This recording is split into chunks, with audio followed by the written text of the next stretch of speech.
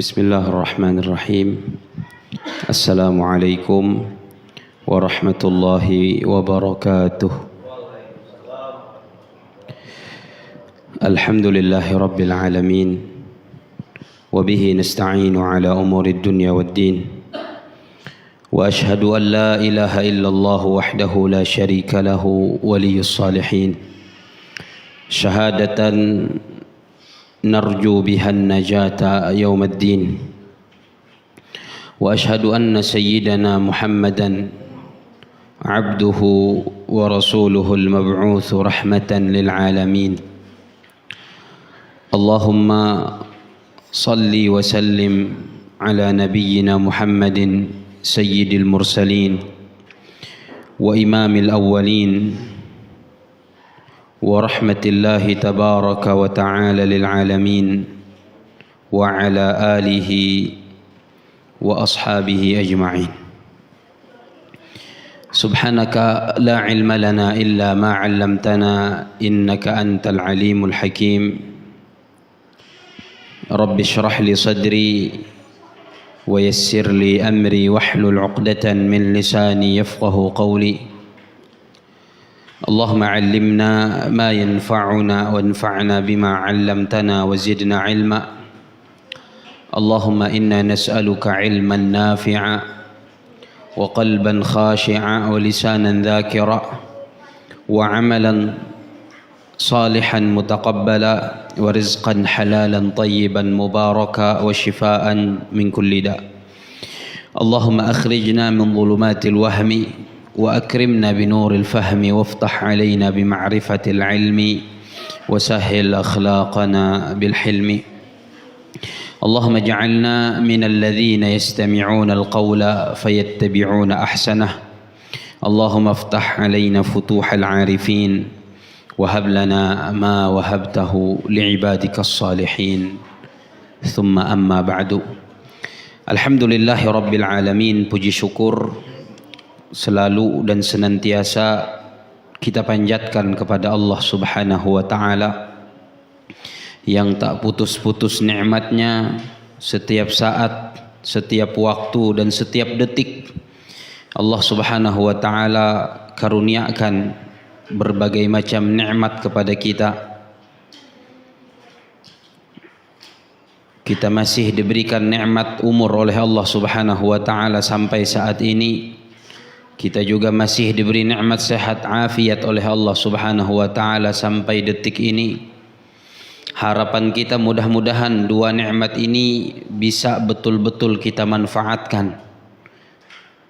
Karena pada saatnya nanti Allah akan ambil dua nikmat ini, maka kita berharap dan memohon taufik Allah serta memohon pertolongan Allah agar kita betul-betul bisa memanfaatkan dua nikmat umur yang masih tersisa dan juga nikmat sehat wal afiat yang masih diberikan oleh Allah untuk memperbanyak amal-amal saleh, untuk memperbanyak ibadah kita kepada Allah sebagai bekal ketika kelak kita menghadap Allah Subhanahu wa ta'ala. Mudah-mudahan kita diberi taufik oleh Allah Subhanahu wa ta'ala untuk memanfaatkan kedua nikmat tersebut. Amin ya rabbal alamin. Dan berbagai macam nikmat yang diberikan oleh Allah Subhanahu wa ta'ala, dan saking banyaknya Allah Subhanahu wa ta'ala di dalam Al-Quran menegaskan itu. Wa in ta'uddu ni'matallahi la tuhsuha. Jika kalian mau menghitung-hitung nikmat Allah, maka kalian tidak akan pernah mampu untuk menghitungnya. Kita ingat-ingat nikmat Allah Subhanahu wa ta'ala kepada kita, kemudian kita syukuri nikmat-nikmat tersebut dengan syukur yang diinginkan oleh Allah Subhanahu wa ta'ala. Salawat dan salam mudah-mudahan senantiasa tercurahkan, terlimpahkan kepada Rasulullah sallallahu alaihi wasallam, juga kepada keluarga beliau, kepada para sahabat beliau serta orang-orang yang senantiasa mengikuti jejak langkah beliau, orang-orang yang senantiasa istiqamah menjalankan sunnah-sunnah beliau, sampai hari kiamat nanti, dan mudah-mudahan kita semua dimasukkan oleh Allah ke dalam golongan mereka, amin ya rabbal alamin. Jemaah yang mudah-mudahan dirahmati oleh Allah Subhanahu wa taala, Al-Imam Abdullah Ibnul Mubarak rahimahullahu taala dalam salah satu perkataan beliau pernah mengatakan, Al-Imam Abdullah Ibnul Mubarak seorang tabi'in, bahkan termasuk daripada a'immatut tabi'in, imamnya para tabi'in. Kata beliau, nahnu ila qalilin minal adabi ahwaju minna ila kathirin minal ilmi. Kita ini lebih butuh sedikit adab daripada banyak ilmu. Dan ungkapan ini dibuktikan oleh beliau sendiri, Sayyidina Imam Abdullah Ibnul Mubarak, ketika beliau mengatakan tentang pencarian beliau terhadap adab atau usaha beliau untuk beradab dan mempelajari adab itu, beliau mengatakan, ikhwan beliau, ta'allamtul adaba 30 sanah wa ta'allamtul ilma 20 sanah. Aku belajar adab itu selama 30 tahun, dan aku belajar ilmu itu selama 20 tahun. Artinya lebih tahi beliau belajar tentang akhlak, belajar tentang adab daripada beliau belajar tentang ilmu.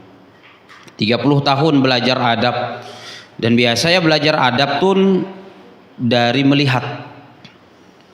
Makanya para ulama ketika berbicara antara adab dengan ilmu, mereka mengatakan bahwa adab itu di atas ilmu. Beradab terlebih dahulu sebelum berilmu, mengusahakan adab terlebih dahulu sebelum mengusahakan ilmu.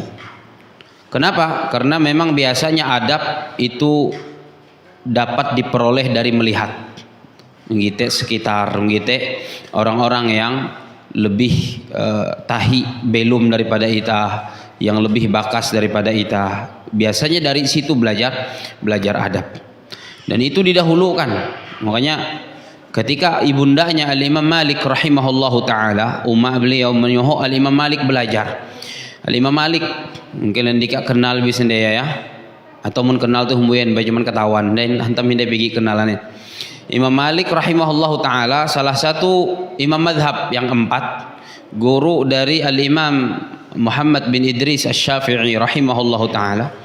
Beliau waktu halus memiliki kecenderungan ketujuh musik lagi halus. Cuman gikuan umaha mida manfaatin musik teh. Keleh ikau belajar ilmu kasih Madinah, karena Al-Imam Malik belum si Madinah, dan seumuran si Madinah, meninggal pun si Madinah. Ikuan umaha mida ada gunain, mida ada manfaatin musik, lebih baik ikau belajar ilmu agama. Diarahkan kepada seorang imam besar di masanya di Madinah, yaitu Al-Imam Rabi'ah Ar-Ra'i rahimahullahu taala, guru dari Imam Malik. Sudah dipersiapkan oleh ibunda beliau, dipersiapkan oleh umat beliau untuk belajar kepada Imam Rabi'atul Ra'i itu, anak nang masih tebela banar tunai nyoh belajar marakani. Cuman ije pesan ummah, kikuan ummah Al-Imam Malik rahimahullahu taala, ketika anak tun hendak tulak belajar mara Imam Rabi'atul Ra'i si kota Madinah sana, kikuan ummah ta'allam minhul adaba qabla al-ilmi. Belajarlah dari Imam Rabi'ah adab terlebih dahulu sebelum belajar ilmunya Imam Rabi'ah. Nah, ini menunjukkan dari apa yang dikatakan oleh Sayyiduna Imam Abdullah Ibnul Mubarak tadi yang kita sampaikan, kikuan beliau, itah lebih butuh kepada isut adab daripada membutuhkan ilmu nang are. Begitu juga bagaimana apa yang dilakukan oleh Al-Imam Abdullah bin Al-Mubarak, begitu juga pesan ibundanya Imam Malik rahimahullahu taala kepada Imam Malik ketika akan berangkat menuntut ilmu, disuruh untuk belajar adab terlebih dahulu sebelum belajar ilmu, menunjukkan bahwa adab itu di atas ilmu dan lebih penting dari ilmu. Dan biasanya memang adab inilah yang menentukan apakah ilmu itu akan bermanfaat di kemudian hari atau tidak. Makanya Ada seorang khalifah dari dinasti Bani Abbasiyah, Harun ar-Rasyid, terkenal. Khalifah Harun ar-Rasyid itu seorang khalifah dari dinasti Bani Abbasiyah. Beliau mengutus salah seorang anak, mengirim salah seorang anak supaya belajar dengan seorang ulama si zamanya, ulama yang memiliki kepakaran si huang bahasa Arab, yaitu Al-Imam Al-Asma'i. Imam Al-Asma'i itu ahli bahasa Arab. Si zaman Khalifah Harun ar-Rasyid, anaknya ngirim marah Al-Asma'i supaya belajar sikanih dengan Al-Imam Al-Asma'i. Nah, kehendak dari Khalifah Harun ar-Rasyid bukan hanya sekedar belajar ilmunya Al-Asma'i, tapi belajar adab dari Al-Asma'i. Dan seperti inilah yang dipesankan oleh orang-orang dahulu kepada anak-anak mereka ketika mereka belajar ilmu kepada seorang guru. Ambil adabnya terlebih dahulu, baru kemudian ilmunya. Karena adab itu jauh berada di atas ilmu. Maka ketika Harun ar-Rasyid mengirim anak adanya putra, salah satu putra menuju Al-Asma'i, ketika beberapa waktu anak dari Harun ar-Rasyid pun belajar dengan Al-Asma'i, hingga pada suatu ketika dikunjungi oleh Harun ar-Rasyid.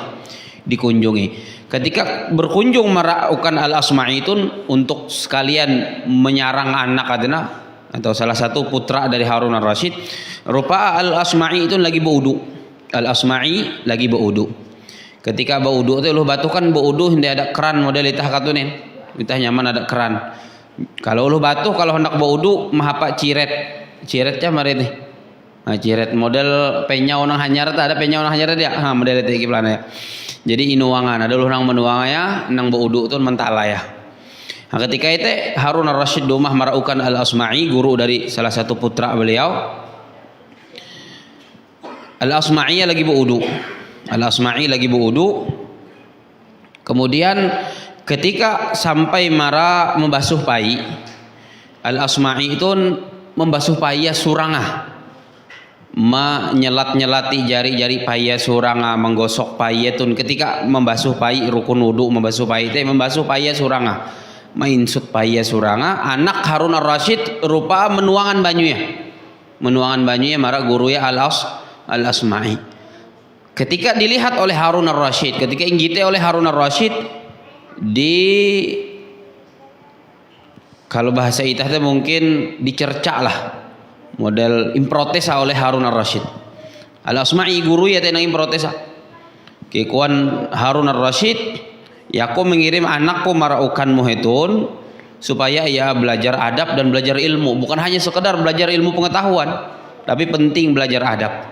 Aku mengirim supaya belajar adab. Mesti ya kekuan Harun ar-Rasyid mida ikau surang mau enam gosok paimu deh, tapi anakku. Jadi anakku tuh mesti ya dengan lenge sila ya menuangan banyu, kemudian lenge hila sila ya menggosok painmu. Ikau congkong masih hunyun kursi. Nah ini bagaimana seorang khalifah Harun ar-Rasyid juga sangat perhatian terhadap adab bahkan sebelum ilmu.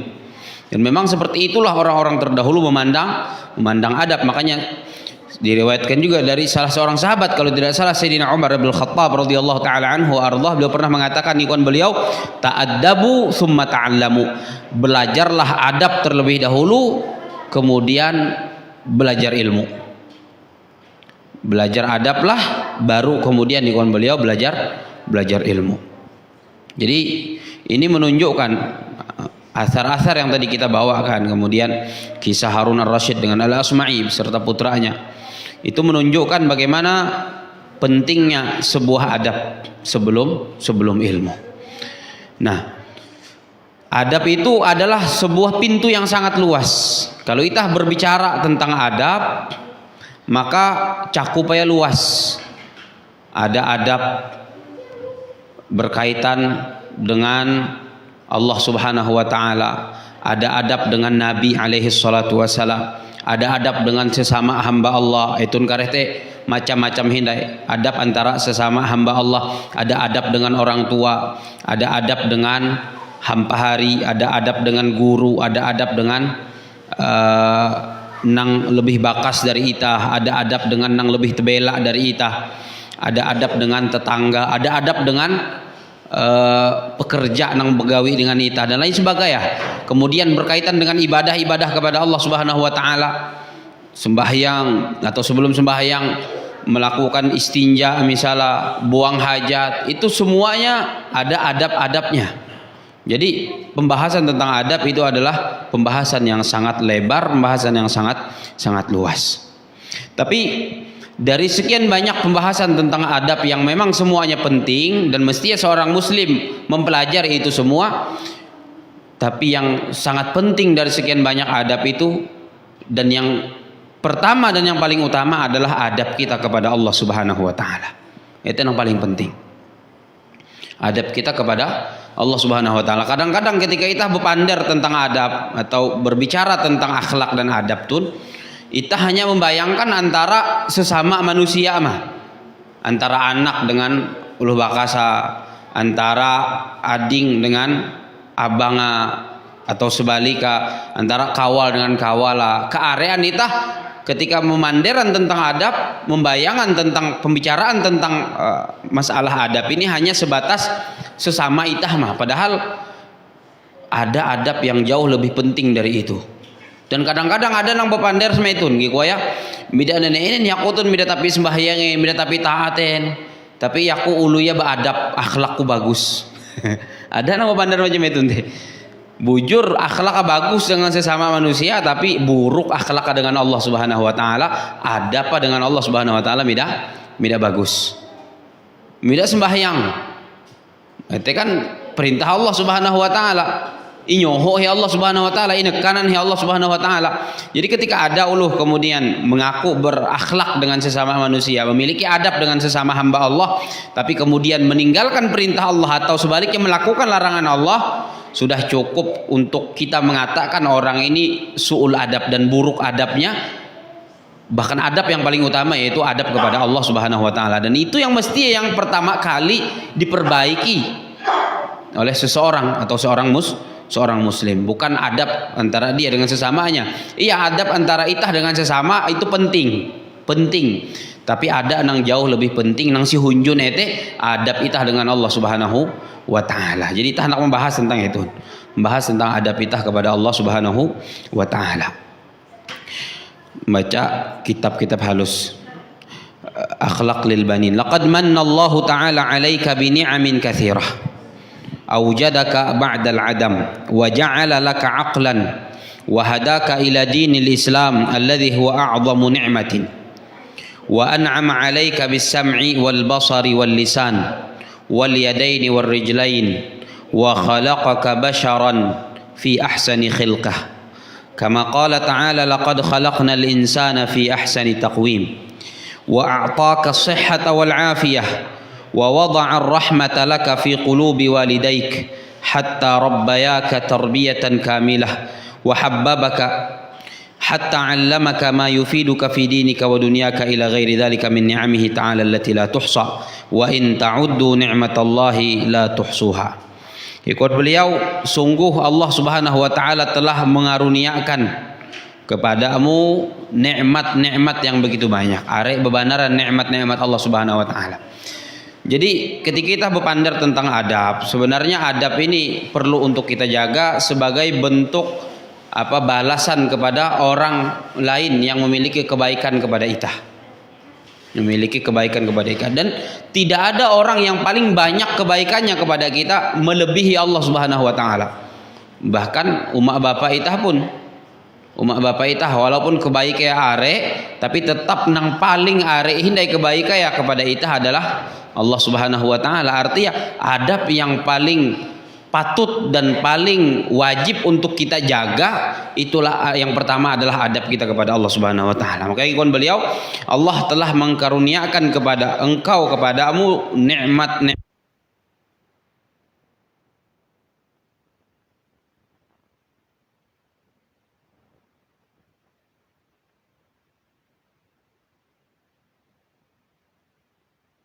itah ada setelah itah tun midain, kan asal itah tun midain suang dunia tu aweh nang maadaan itah Allah Subhanahu wa taala. Adapun umat bapak itu cuma sebab perantara itah ada si uang dunia tu. Perantara itah lembut sehuang dunia itu umat bapak itah. Tapi yang mengadakan kita sesungguhnya adalah Allah. Dan ini nikmat yang sangat besar dari Allah Subhanahu wa taala kepada kita. Kemudian Allah Subhanahu wa taala menjadikan untuk kita akal, kawa berpikir. Kawa untuk berpikir membedakan nang baik nang buruk, membedakan nang bagus nang humboy. Ini ngah ya Allah akal. Jadi iadaan ya Allah, penciptaan ya Allah Subhanahu wa taala ini ngah ya Allah akal. Kemudian yang terbesar daripada seberataan nikmat-nikmat nang ini ngah ya Allah, wa hadaka ila dinil Islam. Allah memberimu petunjuk untuk memeluk agama Islam. Alladzi huwa a'zamu ni'matin, yang mana agama Islam itu merupakan nikmat terbesar yang diberikan oleh Allah Subhanahu wa taala. Jadi nikmat terbesar agama Islam tuh. Kadang-kadang kita tidak merasakan kebesaran Islam sebagai nikmat Allah Subhanahu wa taala. Hantamen itah belum si komunitas muslim mulai lahir beragama Islam lalu merasa biasa mah, kehilangan rasa bahwa agama Islam yang hari ini kita peluk adalah nikmat yang sangat besar. Hentam berinteraksi ya dengan sesama muslim, kemudian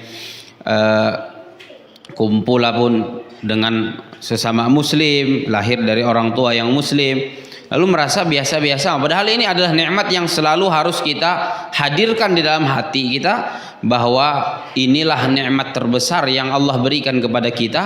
Tidak ada yang lebih besar dari nikmat hidayah untuk beragama Islam ini. Jadi di antara nikmat Allah bahkan yang terbesar adalah nikmat hidayah memeluk agama Islam.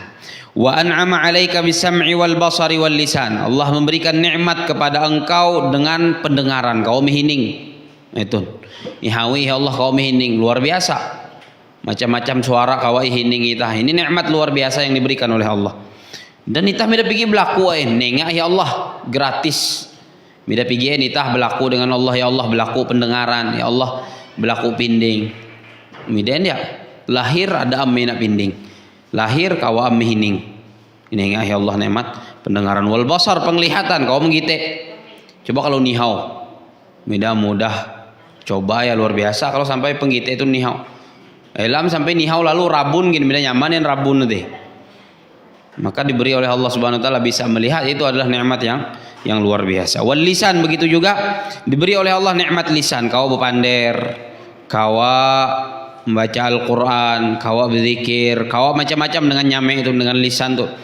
Wal yadain diberi oleh Allah kedua tangan, juga nikmat dari Allah. Wal rijlain juga Allah beri nikmat kedua kaki. Wa khalaqaka basharan sawiyya fi ahsani khilqah. Allah Subhanahu wa taala menjadikan kita seorang manusia dalam bentuk yang sempurna. Lengkap kan, mina lenge dua, mate dua, mina hidung, mina pinding dua, mina pai dua. Lengkap penciptaan Allah Subhanahu wa taala. Oke, surat Zaitun Allah mengatakan apa? Laqad khalaqnal insana fi ahsani taqwim. Sungguh kami telah menciptakan manusia dengan penciptaan yang sempurna, penciptaan yang sebaik-baiknya, bentuk yang terbaik kepada Allah Subhanahu wa taala. Begitu juga Allah berikan kesehatan, Allah berikan keafiatan, seberataan dan nyebut bih seberataan nikmat yang rasaan itu. Arek bebanaran, makanya Allah menegaskan uang ayat yang nyebutan beliau itu nikon beliau wa in ta'uddu ni'matallah. Jika kamu mau menghitung-hitung nikmat Allah, la tuhsuha, kamu tidak akan pernah bisa untuk menghitungnya. Nah, ketika Allah Subhanahu wa taala memberikan nikmatnya kepada kita yang begitu banyak, saking banyaknya kita sudah Allah tegaskan tidak akan mampu menghitungnya, maka ada adab yang harus kita jaga kepada Allah Subhanahu wa taala. Ada adab yang harus kita perhatikan antara kita dengan Allah Subhanahu wa taala. Yang pertama, adab kita dengan Allah Subhanahu wa taala itu sangat penting benar. Karean teh nang andauna, beradab dengan sesama manusia cuman beda beradab dengan Allah Subhanahu wa taala. Maka kita harus perlu untuk memunculkan yang macam itu, bahwa pelajaran adab yang paling penting di atas adab yang lainnya adalah adab kepada Allah. Yang pertama adalah fayalzamuka an tashkura rabbaka ala ni'amihi.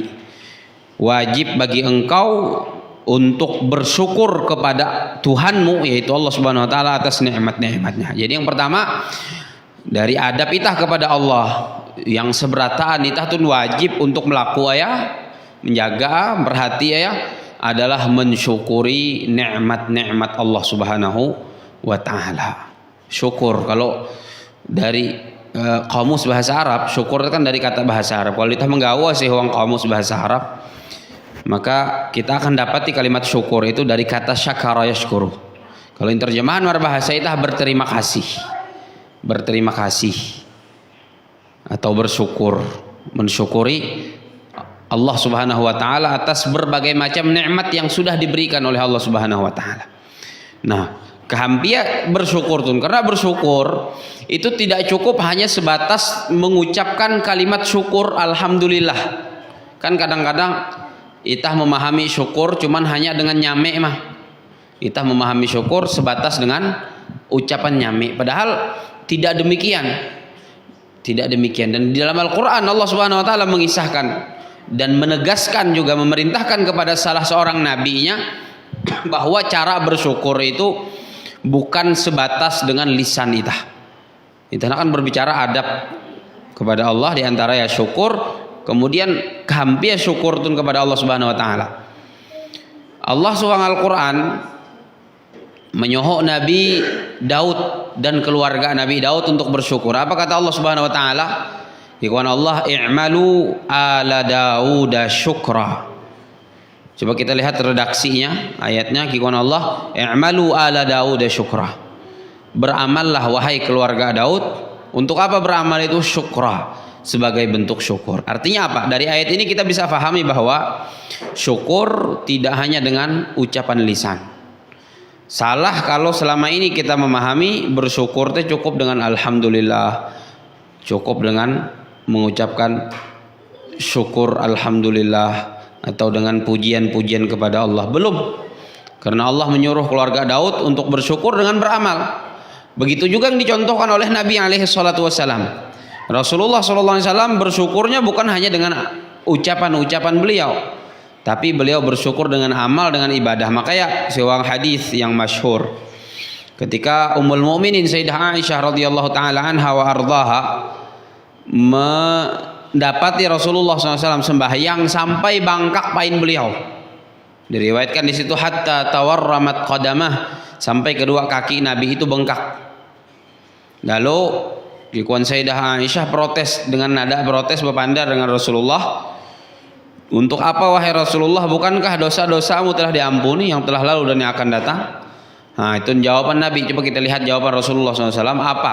Ibadah yang beliau lakukan itu bukan untuk mencari ampunan dosa dari Allah, bukan untuk mengumpulkan pahala untuk kemudian memasuki surganya Allah. Bukan ete ibadah Nabi SAW. Bukan karena itu semua ibadah Rasulullah SAW. Tapi kikor Rasulullah, afala akunu abdan syakura, tidak bolehkah aku menjadi hamba yang bersyukur? Artinya pai itu bangkak bukan untuk memperoleh ampunan Allah, bukan untuk memperoleh surganya Allah, bukan untuk mendapatkan pahala yang kemudian dapat menghantarkan ke surga, tapi semata-mata kikwan Nabi, yaku hendak menjadi hamba nang bersyukur. Jadi mesti kita memahami ibadah nang selama itu ninggawi kita adalah untuk bersyukur. Untuk bersyukur. Kita sembahyang 5 waktu untuk apakah menyasah surga atau hadari dari neraka atau yang lain ya. Hampir kalau seandainya Allah tidak menciptakan surga, yang tidak menciptakan neraka, kira-kira masihkah umbi sembahyang kita kira-kira? Allah menengah kita nikmat arai bebenaran menjadi. Kemudian mida adain surga, mida adain neraka ikon Allah. Kayak itu ibadah dengan yaku. Namun ibadah itu hendak menyasah surga, ikon Allah surga midain, parai berarti ibadah. Amun itah tun beribadah hadari dari neraka, ikon Allah midain neraka, parai berarti beribadah. Jadi ini ibadah kita selama itu sembahyang kita dan yang lain ya. Sejati ya itu seberataan adalah cara itah mensyukuri nikmat-nikmat Allah nang arek bebenaran teh. Bukan untuk memperoleh ampunan Allah, mesti akan macam itu. Bukan untuk memperoleh surga, bukan untuk menghindari api neraka atau lari dari api neraka.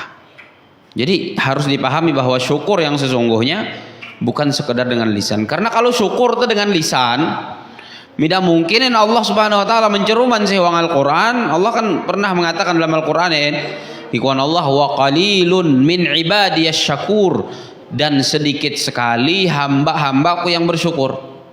Isut banar ikhwan Allah, hambaku yang bersyukur, mida areen jumlah. Arti areen yang mida bersyukur. Kalau bersyukur tuh cukup dengan nyame, kira-kira arek kah humbo nang bersyukur? Arek hantam mita isut-isut, alhamdulillah, isut-isut, alhamdulillah. Jadi kuman lepah 2-3 piring mereka, alhamdulillah. Mesti ya kalau ya cukup bersyukur dengan ucapan nyame, tidak mungkin Allah menceruman uluh nang bersyukur isut soal Al-Qur'an. Berarti ketika Allah mengatakan wa qalilun min ibadiyas syakur, dan sedikit sekali hamba-hambaku yang bersyukur, ini menunjukkan bahwa syukur tidak cukup sebatas dengan ucapan mulut dan lisan kita. Lalu kehampia andaunya nyebutan amal dari perintah Allah kepada keluarga Nabi Daud, i'malu ala Daud syukra, beramallah wahai keluarga Daud sebagai syukur kepada Allah. Begitu juga apa yang dilakukan oleh Nabi Muhammad, beribadah sampai bangkak payah. Kiwan beliau, afala akunu abdan syakura, tidak bolehkah aku menjadi hamba yang bersyukur. Nah, jadi syukur tuh yang pertama memang bujur, yang pertama dengan nyame. Jadi dengan nyame itu minta kawilihi ya, harus ada ucapan alhamdulillah, harus selalu beluar dari nyame nita alhamdulillah. Tapi berhenti si ucapan alhamdulillah mah hindai bersyukurin area. Berhenti dengan alhamdulillah mah hindai bersyukurin. Yang pertama memang dengan lisan, bersyukur dengan lisan mengucapkan alhamdulillah. Kemudian yang kedua bersyukur dengan hati, dengan hati kita. Itu nanti tabehat daripada bersyukur dengan nyame. Kalau bersyukur dengan nyame itu kan sekedar alhamdulillah itu nyaman benar. Hampir seberataan. Bahkan uluh nang are menggawi nang haram tuh gini. Mida sulitin bagi ia mengucapkan alhamdulillah. Jadi manen sawit uluh misalkan tersandar si sepeda batang kayu gitu ya, are hasil panen padahal ini uluh alhamdulillah gitu ya. Bersyukur aja ya, bersyukur dengan nyame. Yang kedua tuh agak terberat isut, hampi ya bersyukur dengan ate. Bersyukur dengan ate itu mulai agak bebehat. Kira-kira hampi ya bersyukur dengan ate. Bersyukur dengan hati itu kata para ulama adalah meyakini bahwasanya semua nikmat itu datang dari Allah Subhanahu wa taala. Makanya di dalam Al-Qur'an itu ditegaskan oleh Allah, wa ma bikum min ni'matin faminallah. Apa-apa yang ada pada kalian dari nikmat faminallah, maka itu semua dari Allah. Nah, itu nang bermain ateidah. Kawa humbui ateidah tun inundukan ihawi bahwa ia yakin betul bahwa seberataan nang ada si arep itah dari nikmat etete sumber dari Allah Subhanahu wa taala. Humbui dari kepintaran itahen. Kadang-kadang kan ada nang dari menganggap bahwa yakutun are maina harta iko ya hantam yaku pintar berpikir. Ada nang macam itu deh. Itu kurang lebih Qarun. Qarun itu kan ngisah Allah mendelet di soal Al-Qur'an. Qala innama utituhu ala ilmin indi. Allah ceritakan Qarun berkata, sesungguhnya aku diberikan harta yang banyak itu, ini kawan Qarun, hantam ilmuku, hantam kepintaranku, hantam kecerdasanku. Jadi ia menafikan Allah Subhanahu wa taala yang memberi harta nang are de. Dianggap tidak adain keterlibatan Allah. Cikuaya hantam yaku pintar, hantam yaku berilmu, hantam yaku cerdas. Dan bibit-bibit nang macam itu si zaman itu are atau apa pengikut-pengikut Qarun yang memiliki pemikiran nang model itu bahwa menganggap harta yang ia miliki kemudian kenikmatan yang ada pada dirinya itu hantam hasil kerja keras are. Mida isute nang model itu. Ada nama anggap bahwa kesugihan itu hantam sekian hektar kebun sawit. Itu bertuhan dengan kebun sawit area itu. Ada orang anggap macam itu. Padahal yang memberikan itu semua adalah Allah Subhanahu wa taala. Ada binang mina hektar aja cuman tidak ada hasil lain sahabat samun budas. Tidak ada hasil lain. Berarti memang semata-mata dari Allah Subhanahu wa taala. Ada aja yang menganggap ikoya kesugihan ku tuh hantam yaku mina telu sarangan walet. berisi sendiri ya. Sekali panen 100 kilo. Artinya ia atun menganggap kesugihaya dari serangan waletah. Nah itu berarti menafikan Allah Subhanahu wa taala aja. Menafikan Allah Subhanahu wa taala. Dia bukan menganggap Allah yang menghadirkan nikmat itu, yang mendatangkan nikmat itu, tapi pasurangan dan usaha ya, serangan walita. Ada canang hantam pintar berusaha lalu menganggap kepintar ya berusaha nang mahawiya mendapatkan harta nang are dan lain sebagainya. Nah kehampir itah mahawi ate itah tuh mida menyandarkan seberataan nang kita peroleh dengan apa usaha-usaha nitah teh. Ete cuman sebab tahu berhasil tahu humbui dan realita kehidupan itah menggite ada nang berhasil ada nang humbui. Nang mau urus kabun sawit ada nang berhasil ada nang humbui, nang mau urus serangan walet ada nang berhasil ada nang humbui, nang berusaha ada nang berhasil ada nang humbui berhasil. Inti ya seberataya rumah dari Allah Subhanahu wa taala semata-mata karunia Allah, semata-mata nikmat pemberian Allah Subhanahu wa taala dan surah Allah tegaskan sebagaimana yang kita sebutkan dalam ayat tadi, wa ma bikum min ni'matin faminallah, apa yang ada pada diri kalian dari nikmat itu datang dari Allah Subhanahu wa taala. Yang lainnya itu cuman perantara, yang lainnya itu cuman sebab, tapi yang menyebabkan dan yang memberikan adalah Allah Subhanahu wa taala. Itu bentuk atau cara bersyukur yang kedua dengan ate. Jadi hampir cara mahawi ate teh tunduk macam itu. Mida karena bos itahen, mida karena gelar itahen, itah mendapatkan kenikmatan teh. Mida karena yang lain-lain. Arebi loh orang bergelar tapi mida kulihan cak. Hampir cara supaya menundukkan hati menganggap bahwa semua nikmat itu datang dari Allah Subhanahu wa taala. Kemudian yang ketiga adalah bersyukur dengan anggota tubuh. Nah itu tambah lebih hati daripada nomor dua. Nomor dua itu lumayan uyuham. Kehampir mahawi ate itu meyakini betul 100% bahwa semua kenikmatan itu datang dari Allah. Yang ketiga ini cara bersyukur kita, dan kalau ketiga-tiganya ini terkumpul dalam diri seseorang, barulah orang itu bisa dikatakan orang yang bersyukur, dan dalam hal ini dia sudah melakukan satu adabnya kepada Allah Subhanahu wa taala. Sudah menjalankan satu adab kepada Allah Subhanahu wa taala, yaitu mensyukuri semua nikmat yang diberikan oleh Allah Subhanahu wa taala. Yang ketiga bersyukur dengan anggota badan. Bersyukur dengan anggota badan. Kan nengahi Allah ya mate, nengahi Allah pinding pendengaran, kemudian nengahi Allah lisan nyame, nengahi Allah lengi dua, nengahi Allah pai dua, itu kan nikmat. Kehampir mensyukuri nikmat itu inggunaan nang nengahi Allah hente anggota-anggota tubuh untuk taat kepada Allah Subhanahu wa taala, untuk beramal dan beribadah kepada Allah Subhanahu wa taala.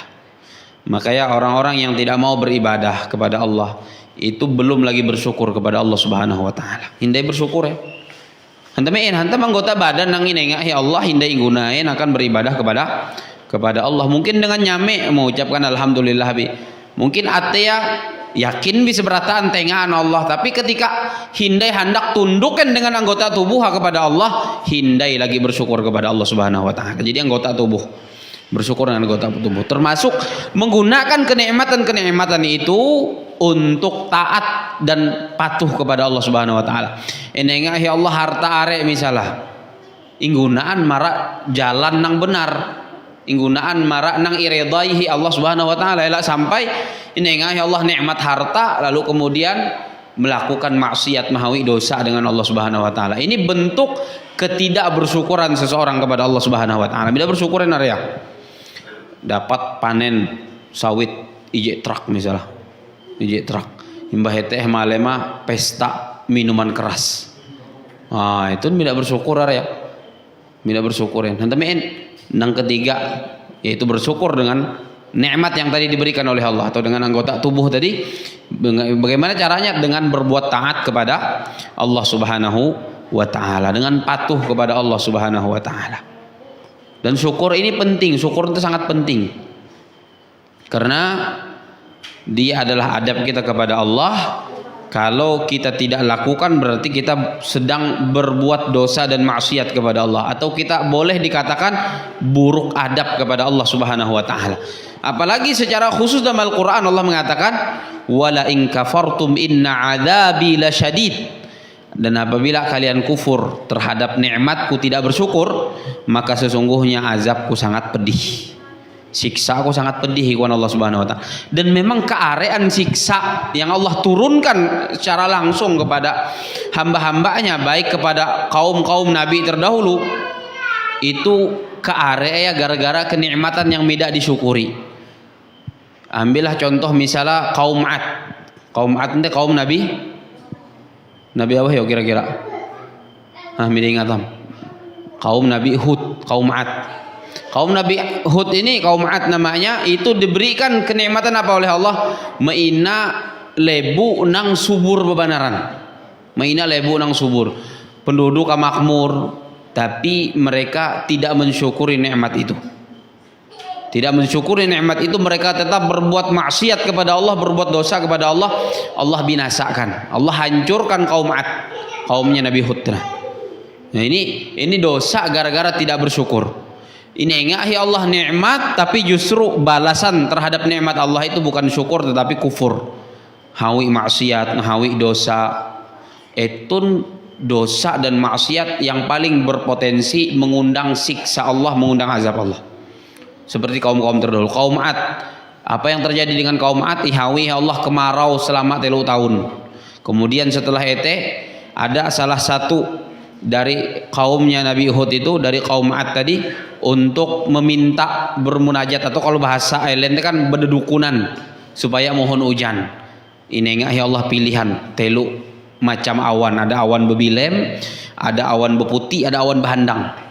Rupa ia tuh berpikir biasanya kalau ada hujan teh awan bebilem, milih awan bebilem deh, nunjuk awan bebilem, inggiring ya Allah merak kampung kaum Ad. Kemudian setelah tunggu mohon hujan, tidak hujan nang mohon, rupa angin nang berhembus kencang bebanar. Padahal angin mah ete menyiksa elen kaum Ad selama 8 andau ujuk malam, berhembus sampai lepah seberataan, lepah sekampungan, dihancuran ya Allah. Ini gara-gara tidak bersyukur. Gara-gara tidak bersyukur, nikmat Allah justru dibalas dengan kemaksiatan. Kemudian kaum Samud, kaum Nabi Saleh, sama. Kaum Samud itu diberikan kemakmuran, cak.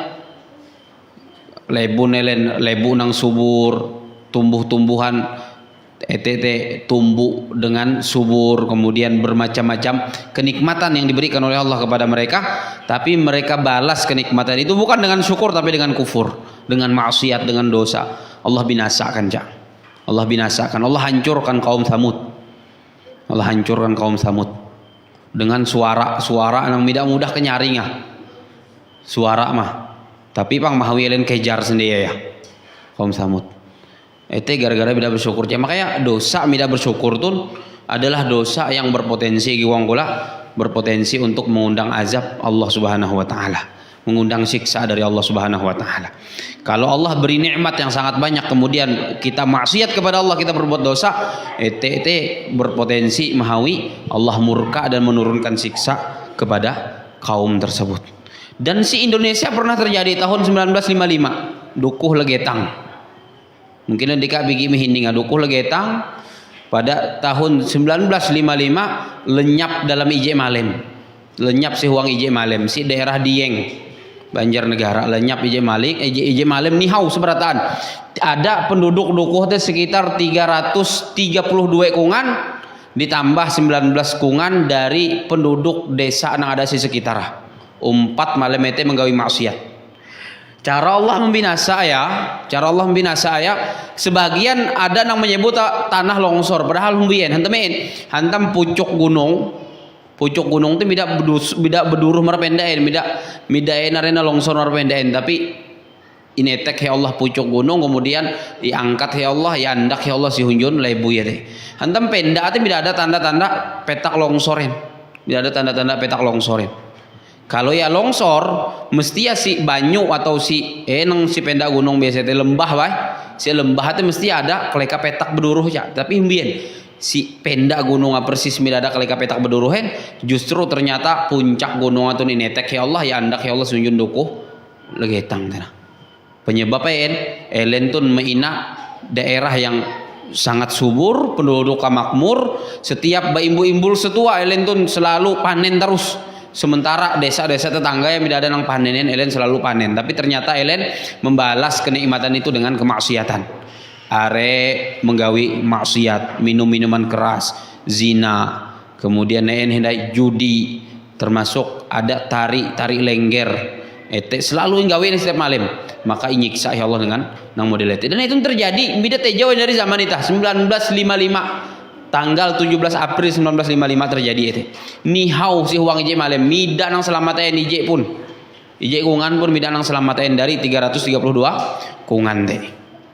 Nah itu balasan hantam mida bersyukur, dan dengan nikmat yang Allah berikan kepada mereka melakukan kemaksiatan kepada Allah. Maka adab yang ini perlu untuk benar-benar kita jaga. Adab itu perlu untuk bujur-bujur kita menjaga, mensyukuri semua nikmat Allah. Mudah-mudahan kita dijadikan oleh Allah hamba-hamba yang bisa bersyukur kepada Allah atas setiap nikmat yang diberikan oleh Allah Subhanahu wa taala. Amin ya rabbal alamin. Subhanakallahumma bihamdika asyhadu an la ilaha illa anta astaghfiruka wa atubu ilaik. Wassallallahu ala nabiyyina Muhammadin wa ala alihi washabbihi wasallam. Wassalamualaikum warahmatullahi wabarakatuh.